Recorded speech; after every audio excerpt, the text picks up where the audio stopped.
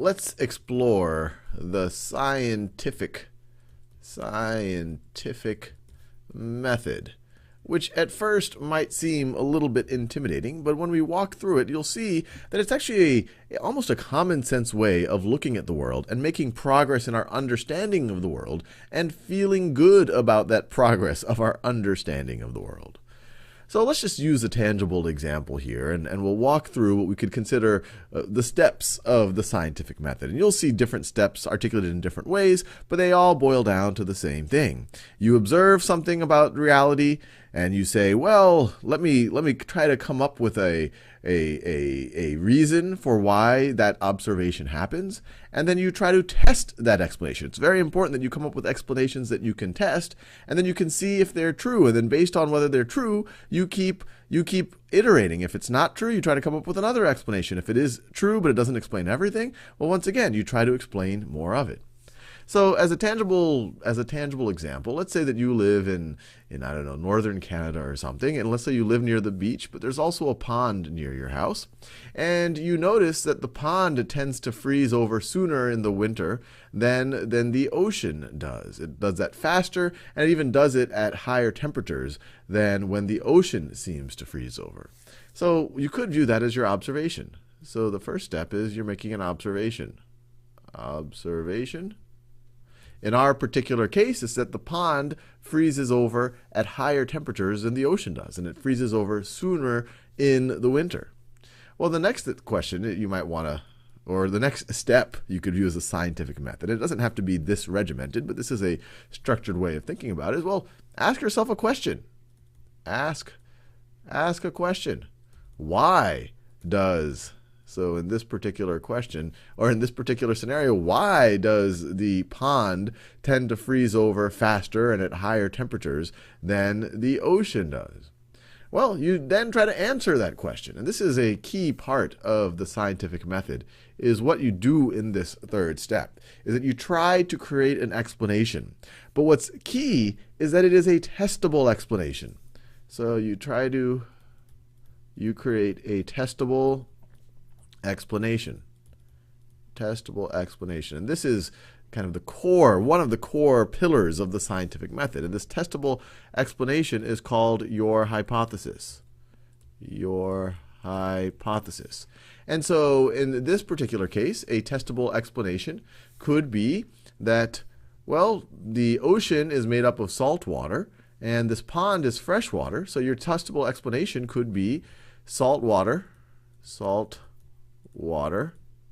has lower freezing point, has lower freezing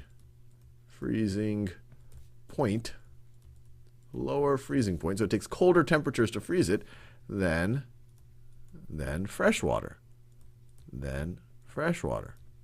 So this right over here, this would be a good hypothesis. It doesn't matter whether the hypothesis is actually true or not. We haven't actually run the experiment, but it's a good one because we can construct an experiment that tests this very well. Now, what would be an example of a bad hypothesis, or something that you couldn't even necessarily consider as part of the scientific method? Well, you could say that there is a fairy that blesses, that, let's say, that performs magic, performs magic on the pond to freeze it faster. Freeze it faster.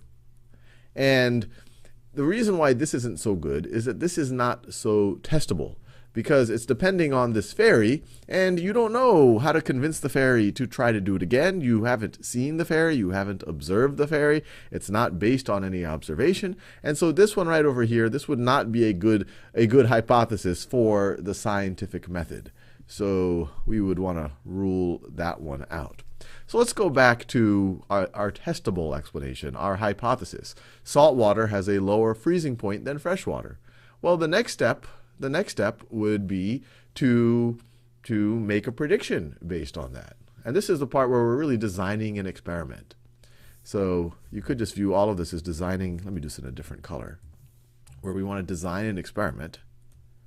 Design an experiment.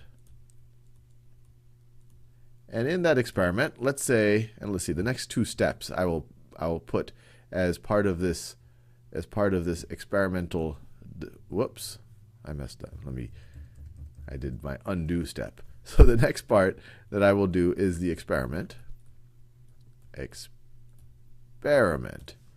And there you go. So the first thing is, we'll say there's all sorts of things that are going on outside. The ocean has waves. Maybe there are boats going by that might potentially break up the ice. So I just want to isolate that one variable that I care about, whether something is salt water or not. And I want to control for everything else. So I want to control for whether there's waves or not, or whether there's wind, or any other possible explanation for why the pond freezes over faster. So what I do in a very controlled environment, I take 2 cups. I take 2 cups. That's 1 cup and 2 cups. And I put water in those cups. And let's say I start with distilled water, but then this one stays, the first one right over here stays distilled. And distilled means that through evaporation, I've taken out all of the impurities of that water. And in the second one, I take that distilled water and I throw a bunch of salt in it. So this one is fresh, very fresh. In fact, far fresher than what you would find in a pond. It's distilled water. And then this is over here, this is salt water. So you wouldn't see the salt, but just for our visuals, you depict it. And then we would make a prediction. We'd make a prediction, and we could even view this as step 4. Our prediction. We predict that the fresh water will freeze at a higher temperature than the salt water. So what prediction, let's say the fresh freezes at 0 degrees Celsius, but salt doesn't. Salt water doesn't. Salt water doesn't. So what you then do is that you test your prediction. So then you test it. And how would you test it? Well, you could have a very accurate freezer that is exactly at 0 degrees Celsius, and you put both of these cups into it. And you want to make sure that they're identical in everything, where you control for everything else. You control for the surface area. You control for the material of the glass. You control for how much water there is. But then you test it. And then you see what happened from your test. You leave it in overnight. And if you see that the fresh water has frozen over, so it's frozen over, but the salt water hasn't, well, then that seems to validate your testable explanation, that salt water has a lower freezing point than fresh water.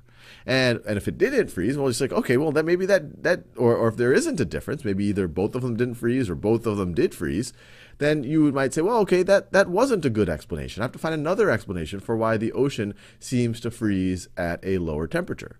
Or you might say, well, that's part of the explanation, but that by itself doesn't explain it. Or you might now want to ask even further questions. Well, when does salt water freeze? And what else is dependent on? Do the waves have an impact? Does the wind have an impact? And so then you can go into the process of iterating and refining. So you would then refine, and iterate on the process. When I'm talking about iterate, you're doing it over again, but then based on the things that you've learned. And so you might come up with a more refined testable explanation, or you might come up with more experiments that could get you a better understanding of the difference between fresh and salt water. Or you might try to come up with experiments for what is it about the salt that makes this water harder to freeze. So that's essentially the essence of the scientific method. And I want to emphasize, this isn't some, bizarre thing. This is logical reasoning. Make a testable explanation for something that you're observing in the world, and then you test it, and you see if your explanation seems to hold up based on the data from your test. And then whether or not it holds up, you then keep going, and you keep refining, and you keep learning more about the world. And the reason why this is better than just saying, oh, well, look, okay, I see the pond has frozen over and the ocean hasn't. It must be the salt water, and I just feel good about that, is that you can't feel good about that. There's a million different reasons, and you shouldn't just go on your gut. Because at some point, your gut might be right 90% of the time, but that 10% that it's wrong, you're going to be passing on knowledge or assumptions about the world that aren't true. And then other people are going to build on that. And then all of our knowledge is going to be built on kind of a shaky foundation. And so the scientific method ensures that our foundation is strong. And I'll leave you with the gentleman who's often considered to be the father or one of the fathers of the scientific method.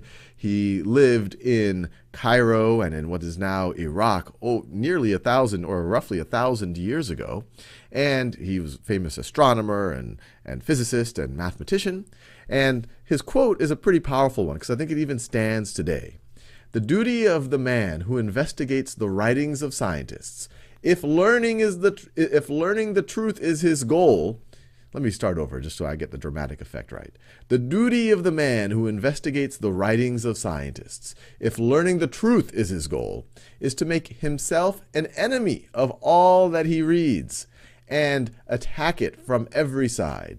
He should also suspect himself as he performs his critical examination of it, so that he may avoid falling into either prejudice or leniency." Hassan ibn al-Haytham, and his Latinized name is Al-Hazan. So he's saying be skeptical, and not just skeptical of what other people write and read, but even of yourself. And another aspect of the scientific method, which is super important, is if someone says they made a hypothesis and they tested and they got a result, in order for that to be a good test, and in order for that to be a good hypothesis, that experiment has to be reproducible. Someone can't say, oh, it was only a certain time that only happens once every 100 years, and not that's why it happened that day. It has to be reproducible. And reproducible is key because then another skeptical scientist like yourself can say, let me see if I can reproduce it. Let me not just believe it because that person looks like they're smart and they said that it is true.